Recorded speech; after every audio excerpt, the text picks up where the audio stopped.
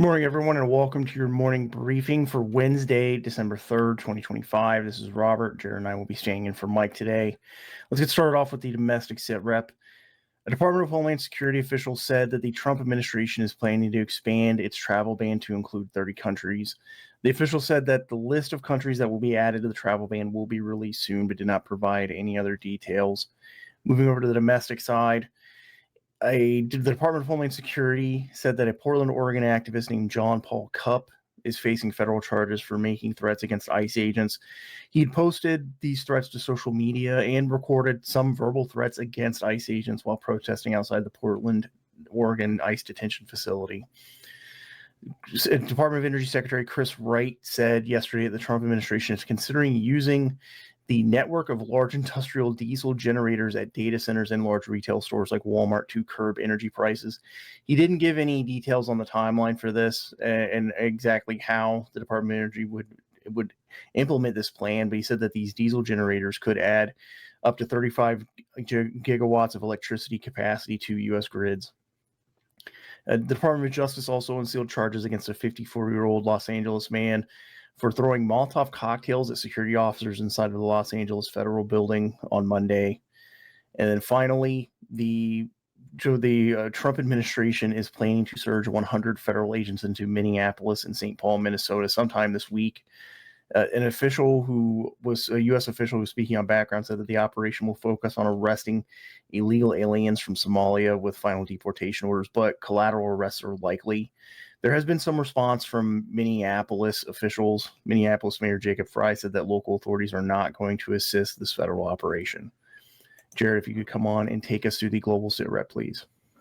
Absolutely. We're going to start off with President Trump's declaration on the anniversary of the Monroe Doctrine last night, saying, "I am proudly reasserting this time-honored policy."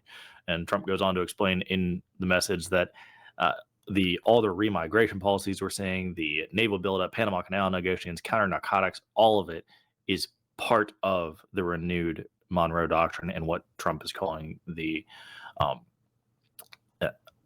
drawing a blank on it. He named a policy after himself as well.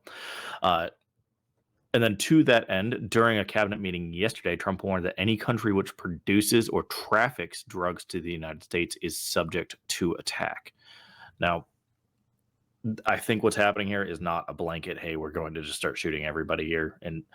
But this is meant to instigate a Latin American crackdown on drugs now that the drug trafficking is primarily land-based instead of sea-based.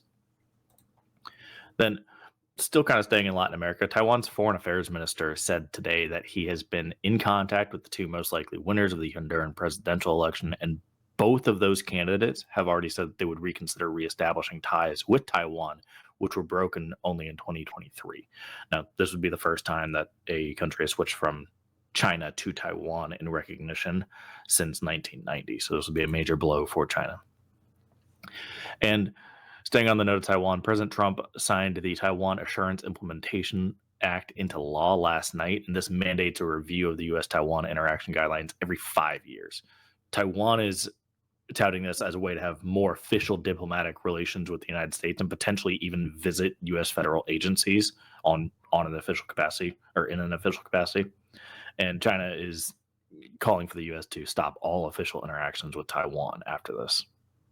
All right, thank you for that, Jared. Let's move on. We're tracking 63 protests for today. And then we're going to move over to the high side, where we are going to cover the Homeland Operations update. We're also going to talk about a Hakeem Jeffries press conference from Monday and a Washington State Senator who is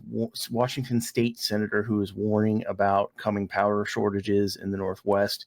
And if you'd like to get access to the rest of the show, you can go to forwardobserver.com/trial to get a 7-day free trial, where you will get access to the high side, the Forward Observer website, where we have discussion forums and global chat.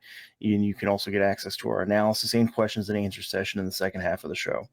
All right, Jared, take us to the high side, please.